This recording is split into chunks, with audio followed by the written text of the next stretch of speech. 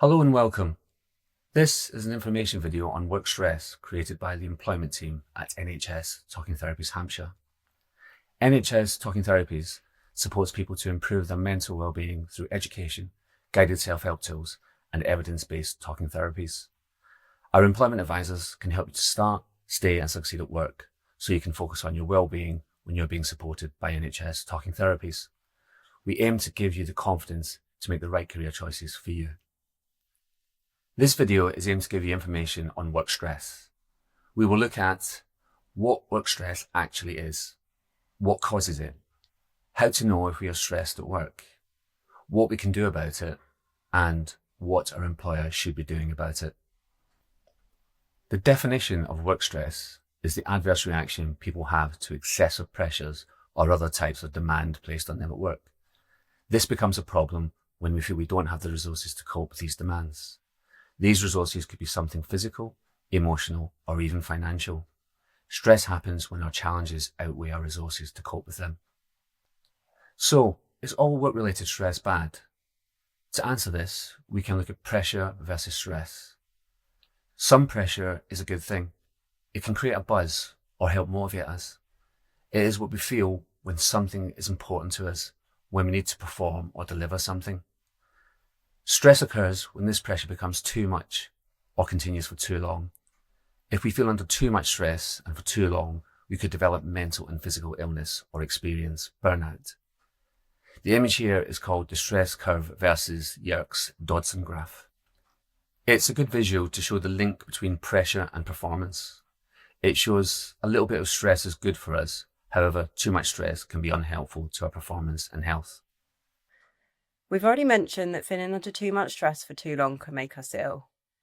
Stress in itself isn't an illness. However, the psychological impacts on us can cause conditions such as anxiety and depression. Stress, anxiety, and depression could also increase the risk of conditions like heart disease, back pain, gastrointestinal illnesses, or skin conditions.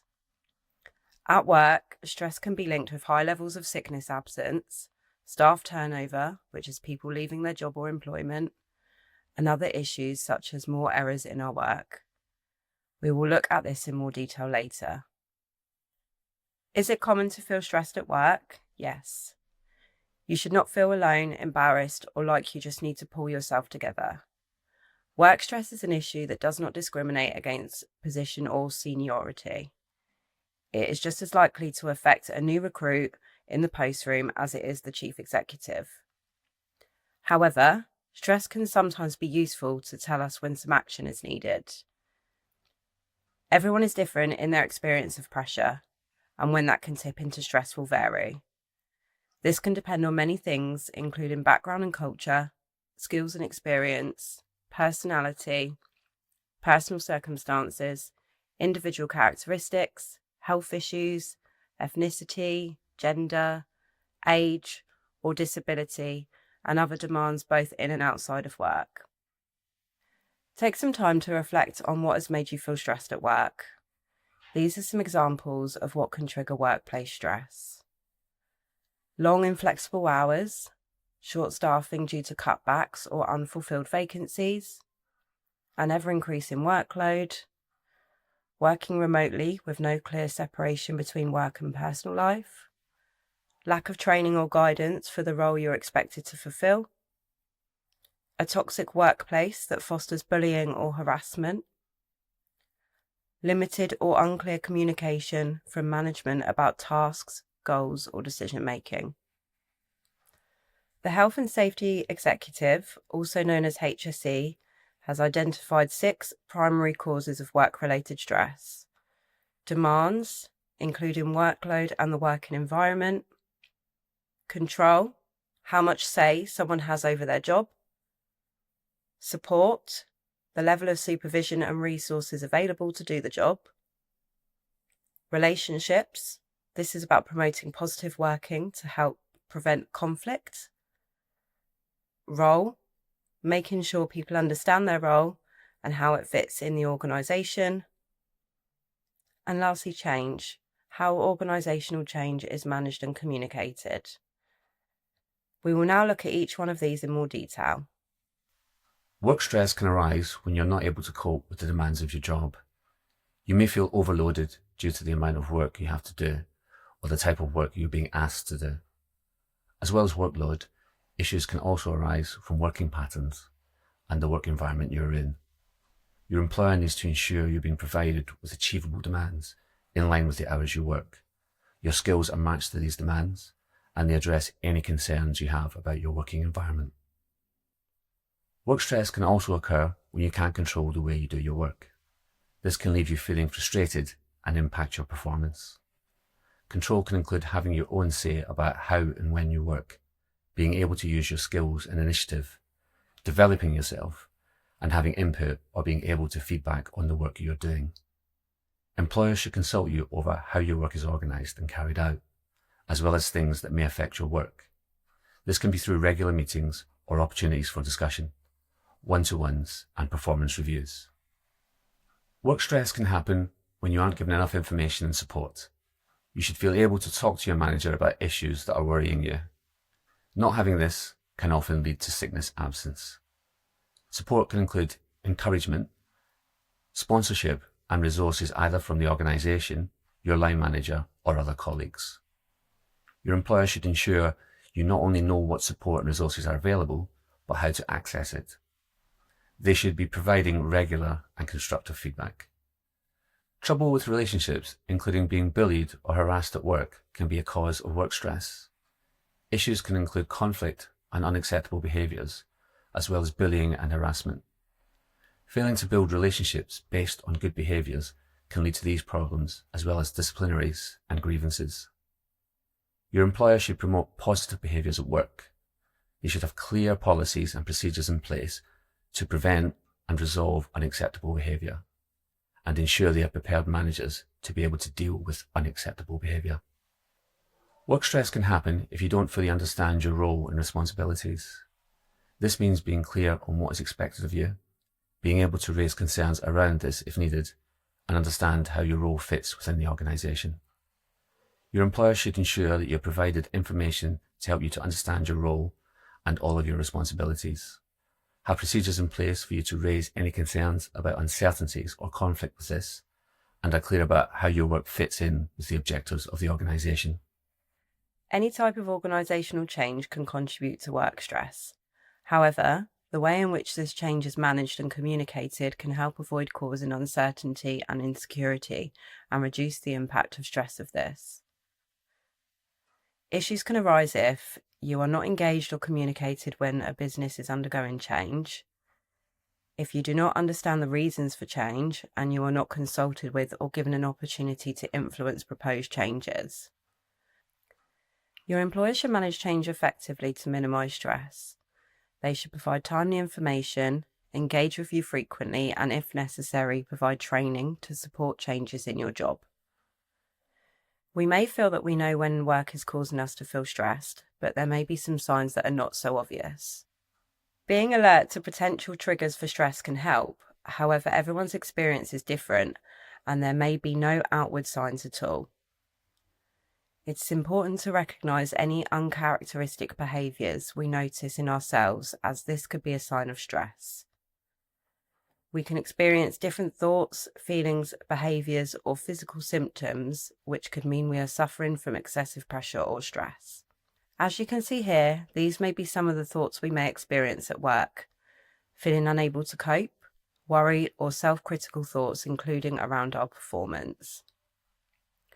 We can also experience different feelings such as anxiety, fear, frustration, and anger. We can also experience feeling low, overwhelmed, or depressed. We may behave differently when we are stressed. This can include withdrawing from others, avoidance, being indecisive, altered appetite and sleep, and reduced motivation. We have already talked about stress affecting our physical well-being. Some of the ways in which this can happen are finding it difficult to concentrate or remember things, having tense muscles or tension headaches, and nervous, stumbling speech. Quicker breathing or an increased heart rate leading to high blood pressure, nausea, indigestion, and other stomach upsets, fluctuation in weight, and exhaustion or lack of energy, as well as being tearful. What may this look like at work? There are some examples of the ways in which our thoughts, feelings and behaviours can present itself at work. Not performing as well or at varying day to day depending on how we are feeling. We may also see a decrease in our own work standards. Trouble remembering what we need to do or how to do things and making mistakes we wouldn't normally make. Working more and longer hours and not taking breaks. Leaving work early or arriving late. Having little or no motivation and enthusiasm. A loss of commitment to our work, team or organisation. Criticising others when feeling backed into a corner. Taking time off work, or this can also be called absenteeism, or continuing to work while we are unwell. This can be referred to as presenteeism. Not being able to make decisions or using poor judgment. Issues at work seeming more than they are. Having more accidents at work or home. Having arguments at work with colleagues or managers, or outbursts of temper. Not taking your holidays or taking them to recover rather than enjoy, or even taking holidays to catch up on work, known as leavism. Mental Health First Aid England have put together the stress container model, which is a really helpful tool for us to see how we experience stress and how to address our stress levels. The size of the container is our tolerance to stress and is unique to us. It can depend on our own individual experiences, environment and genes. Stressful situations fill up our container. This is our capacity to cope with stress. Our container can become too full if we can't hold all of life's stress factors, including work. By turning on the tap, we release some of the stress. These are our coping mechanisms. We may use unhelpful coping mechanisms, for example, working long hours or during non-working time. Not sleeping just to get us through the day, which may help in the short term. However, doing this over a long period can add to our stress or block our tap, keeping our container full up. It's important to get a balance of helpful coping mechanisms to open our tap and relieve the stress, for example, like water flowing out. Making time for helpful activities, which we will explore a bit more later, can let stress out and prevent it from overflowing and becoming overwhelming. The stress container can be useful to help us ask the question, are we coping? We might not know how to manage our stress, but using helpful coping techniques is a skill we can learn and keep working on to help us reduce stress and keep the tap open.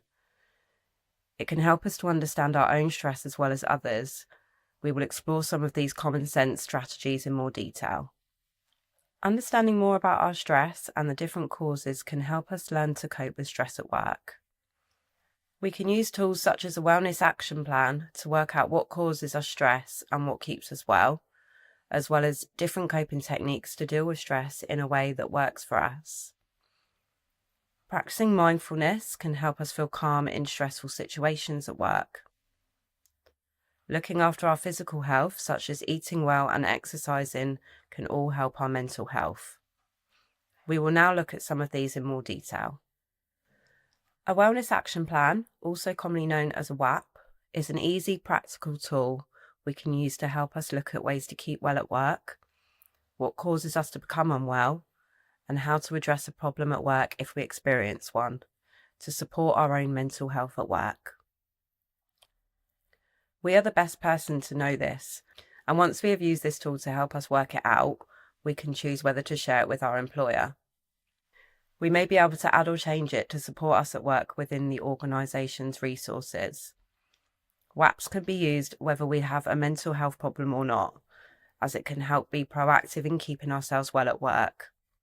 It can also help us start a conversation with our manager and for them to understand our needs to better support us. A WAP can be used when we return to work following time off due to mental health.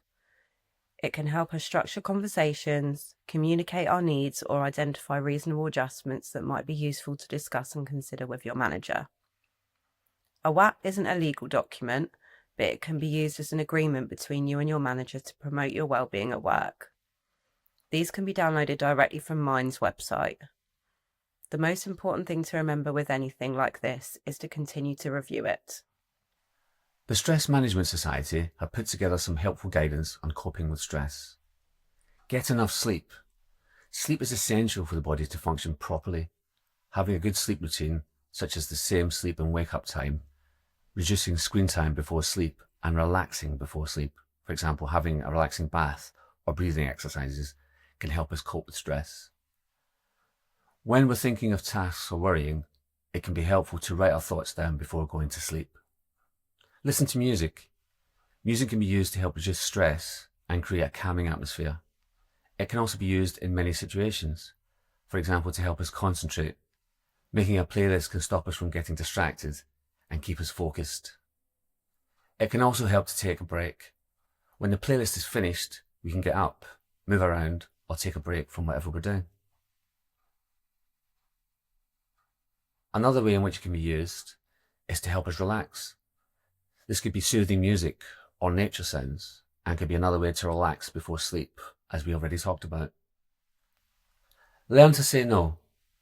This is simple, but can really help. It's about saying no with respect and without guilt.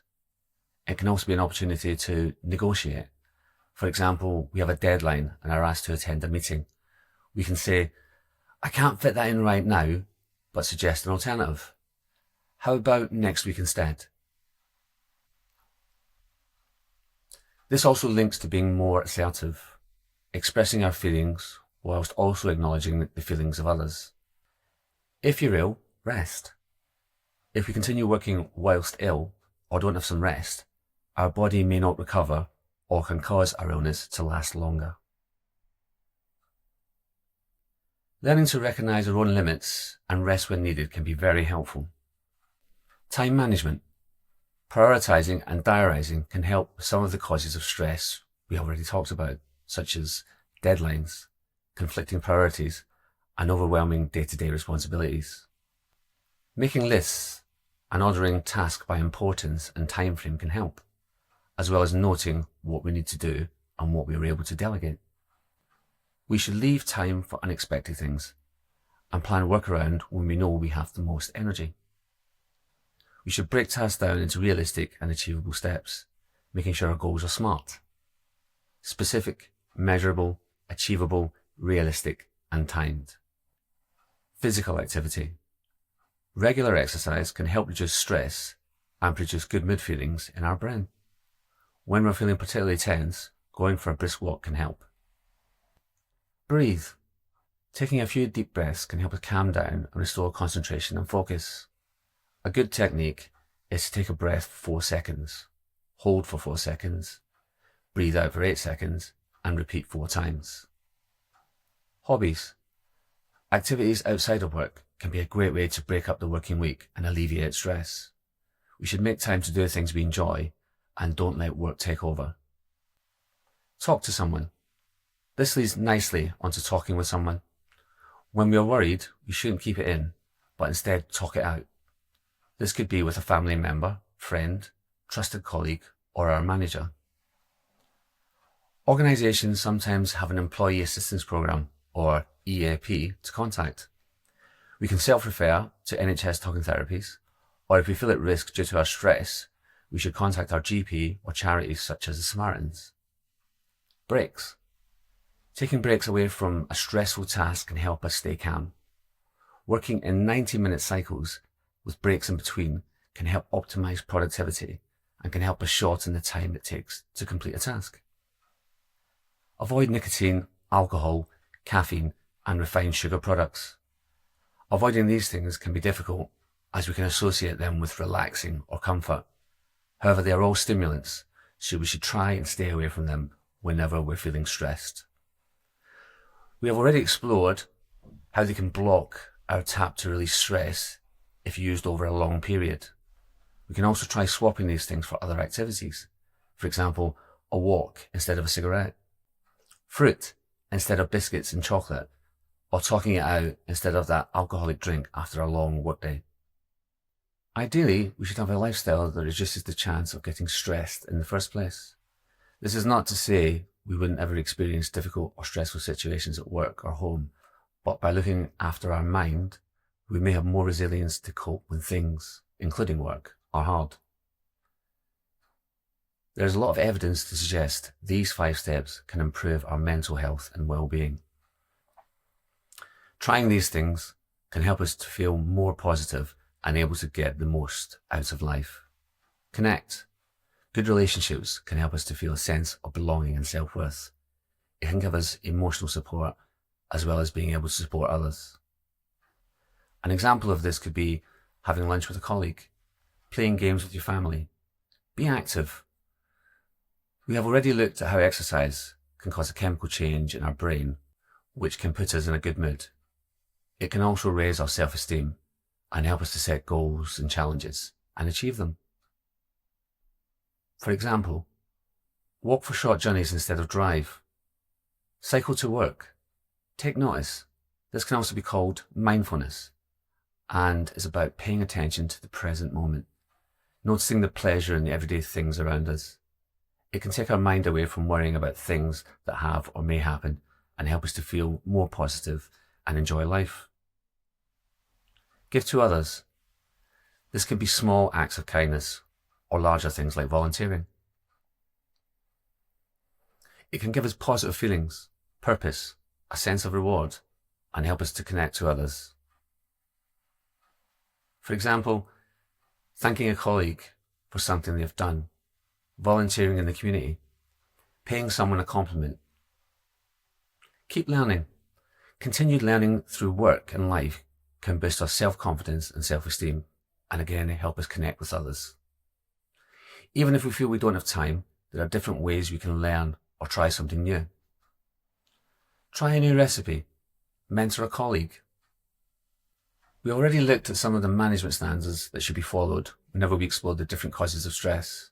Now let's see what an employer's obligation is in terms of work-related stress. Under the Management of Health and Safety at Work Regulations, 1999, and Health and Safety at Work Act, 1974, employers have a legal duty to keep us safe in the workplace. This includes protecting us from stress at work. Whether there is harm or potential harm, employers are legally obliged to carry out risk assessments and act on them by putting reasonable measures in place to remove or reduce harm and/or stresses. Under common law, employers have a legal duty to take reasonable care to protect our health, safety and welfare. Under the Equality Act 2010, employers have a legal duty to not discriminate members of their workforce. This includes a mental health condition such as adverse stress, as it may be classed as a disability if it has a substantial impact on our day-to-day lives. We have already talked about how stress can have a psychological impact on us and can cause further conditions such as anxiety and depression. We may not feel we have a disability, but we have certain rights under the Equality Act, such as our employer's duty to consider reasonable adjustments. It is also our own responsibility as employees to ensure we make our employer aware of any work-related issues we are experiencing in the work area. If the employer is not aware, how can they be expected to help, put things right, and/or support? Therefore, it is really important to engage with our employers professionally and promptly, keep communications open and raise any work-related concerns. Under the protection of the Equality Act, employers would be unwise to treat employees differently or dismiss someone because of raising a discrimination concern. This may be classed as unreasonable and/or unfair if they cannot show they have acted appropriately. Employers have a legal duty to protect us from stress at work by doing a risk assessment and acting on it.